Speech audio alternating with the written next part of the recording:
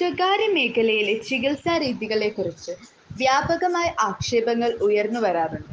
ആശുപത്രി ഉടമകളും ഡോക്ടർമാരും പലപ്പോഴും അനാവശ്യ ടെസ്റ്റുകളും ചികിത്സാ രീതികളും പ്രയോഗിക്കുന്നതായും അതിന്റെ കഷ്ടനഷ്ടങ്ങൾ അനുഭവിക്കേണ്ടി വരുന്നവരുടെ കഥനകഥകൾ വാർത്തകളായും വരാറുണ്ട്. സർക്കാർ ആശുപത്രികളെ ആശ്രയിക്കുന്ന സംസ്ഥാനത്തെ മഹാഭൂരിപക്ഷവും ആശങ്കപ്പെടുന്ന ഒരു വാർത്തയാണ് കോഴിക്കോട് മെഡിക്കൽ കോളേജിൽ നിന്നും പുറത്തുവരുന്നത്.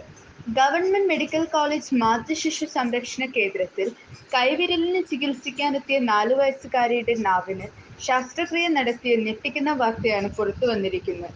രോഗം പോലും മനസ്സിലാക്കാതെയാണ് ചില ഡോക്ടർമാർ ചികിത്സ നടത്തുന്നതെന്ന് ഞെട്ടിക്കുന്നതാണ്.